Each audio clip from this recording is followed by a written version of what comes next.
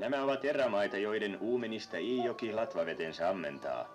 Ja vaikka Lappiin on vielä melkoinen matka, on maisemassa jo selvästi tunturimaan henkeä. On kairaa ja selkosta, jänkää ja jäkälää. Mutta luonnossa on enemmän leppeyttä ja ihmisen asumiselle sopivampaa kuin siellä, missä on vain tuulta tunturin ja taivaan välillä.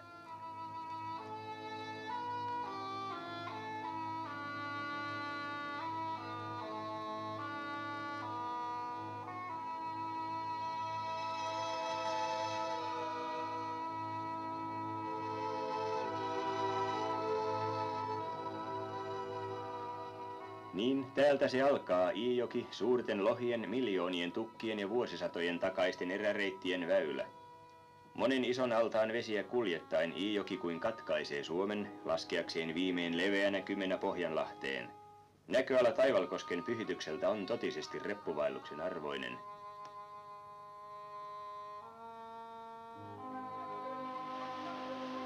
Monet vuosikymmenet on tukkipoikineen uinut Iijoen nivat ja suvanot, kosket ja karikot. Uljas koskenlasku vain on pian taakse jäänyttä elämää. Romantiikalla ei ole suurtakaan sijaa ankarasti teollistuvassa maailmassa.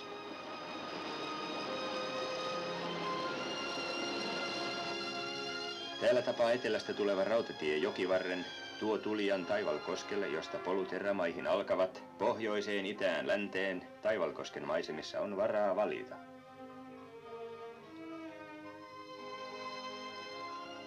Pistäydymme Kylmäluoman harjulla aivan siinä kirkonkylän tuntumassa, Kylmäluoman tummana peilaavan järven rannalla.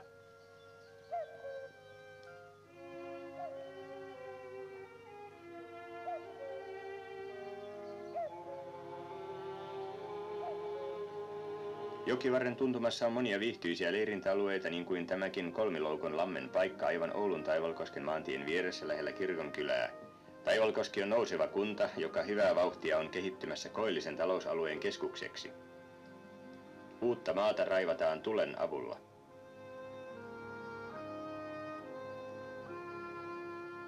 Valtatie, joka seurailee Iijoen juoksua, on erinomainen tie hyvänkin ajopelin kiitää. Jättäessään Taivalkosken taakseen Iijoki siirtyy Pudasjärven maastoa halkomaan.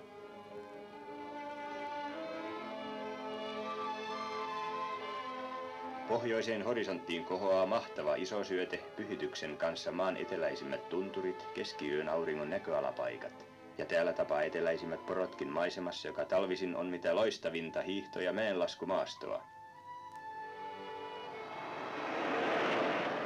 Ja kun sitten poikkeat valtatieltä sivummalle, joudut keskelle idylliä.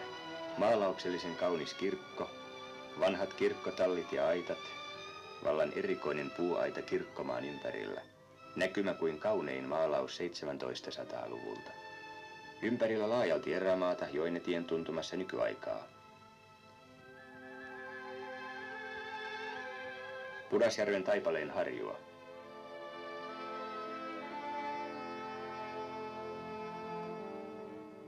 Joutoajan viettoako tässä? Ei, vaan tieteellistä työtä Yli-Iissä. Joen patoamiset vähentävät lohikannan melkein olemattomiin, siksi on lohia autettava. Kalastuksen valvojat pyydystävät lohenpoikasia siirtääkseen ne jokisuulla mereen. Matkallaan latvoilta rantamaihin tukit kohtaavat Iijoen jatkuvasti kasvavat voimanlähteet ja varallisuuden kohottajat, voimalaitokset. Yli-Ii on lähtenyt ensimmäisenä kahlitsemaan joen voimaa ja niin nousee voimalaitos toisensa jälkeen kunnan jokiuomaan.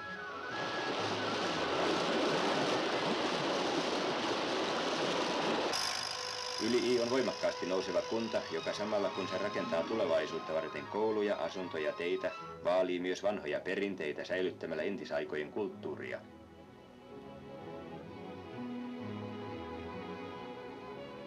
Mahtaisipa näyttää oudolta kesä, jolloin Iijokea pitkin ei puu purjehtisi. Mutta puun tulo ei lopu ja joskus sentään vielä tulee kalaakin.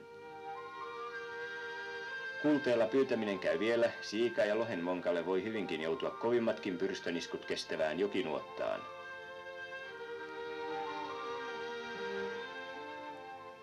Kulle, poveton, raskas nuotta lasketaan kaarelle myötävirtaan ja sitä potketaan toisesta veneestä.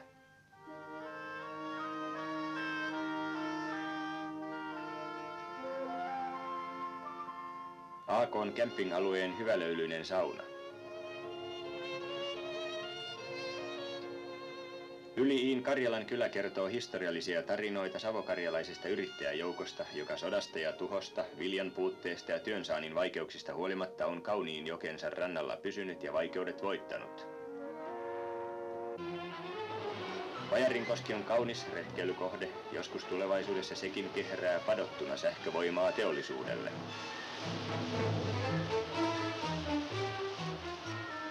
Tukkilaisromantiikka ei ole sentään aivan kuollut, eikä rohkeitten miesten tukilla laskutaito unohtunut. Tukkilaiskisat ovat hauskaa ja jännittävää nähtävää siinä missä mitkä tahansa voiman, sisun ja taidon mittelöt.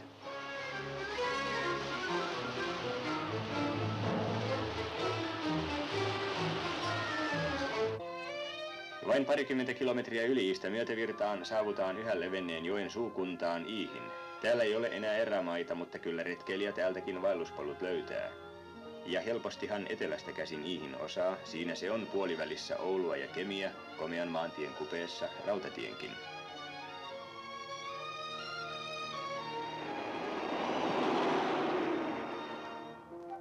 Keskustassa voit tehdä ostoksesi, pistäytyä pikimmältään kahvilla tai käydä vaikka pankissa ennen kuin suunnistat Koskenkuohu-kuulumaa päin.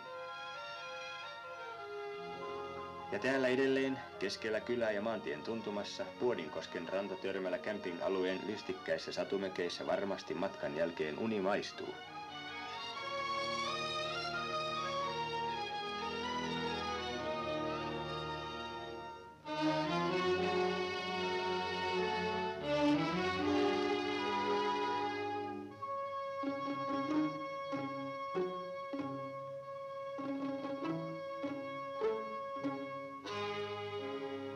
Aamu alkaa varhain ahkerassa Iinhaminassa. Täällä oli jo 1300-luvulla vilkas kauppapaikka. Koko jokirannan yllä on historian tuntua, vaikka eivät nykyiset rakennukset monisatavuotisia olekaan. Jokirannassa yhtyvät käytännöllisesti romantiikka ja nykyajan koneellistuminen.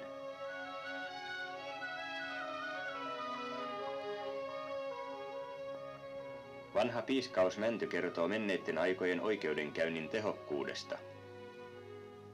Iinhamina on nopeasti katoava aikaa, vanha ränsistyy eikä vastaa nykyajan asumisvaatimuksia, sen on väistyttävä uuden tieltä.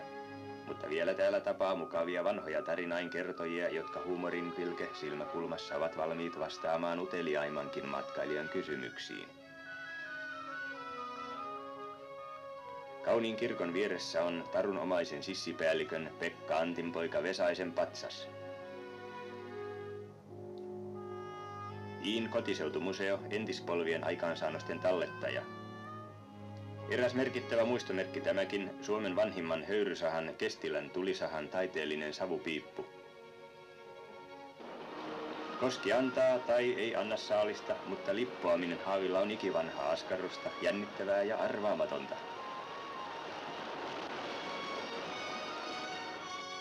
Muistattehan lohenpoikasten onkijat Yli-Iin Pahkakoskella. Lohet on tuotu sumpussa meren läheisyyteen, jossa ne merkitään. Niiden selkäevään kiinnitetään pieni levyke tarpeellisine tietoineen. Poikaset uivat kaukaisiin meriin ja vain 10% palaa takaisin lapsuuden jokeen.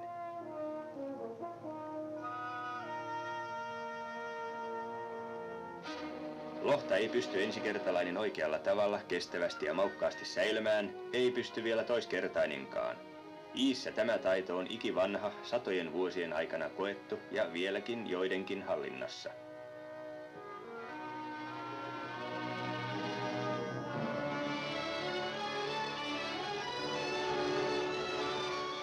Vaikka iso kala onkin melkein kadonnut voimalaitosten valtapiiristä, tapaa kalastaja sen vielä ulompana merellä. Vanhemmat kalastajat muistavat kuitenkin haikeudella ainiaaksi kadonneita aikoja, jolloin saalis ylitti monin kerroin nykyisen. Sellainen oli Iijoki, eräs maamme kauneimpia jokia, erämaiden sinnikkäiden asuttajien, sotaisen historian ja nykyisen voimakkaan teollisen kehityksen valtaväylä halki mahtavien ja kauniiden maisemien, poikki Suomen kapeimman kohdan, poikki Suomineidon vyötärön.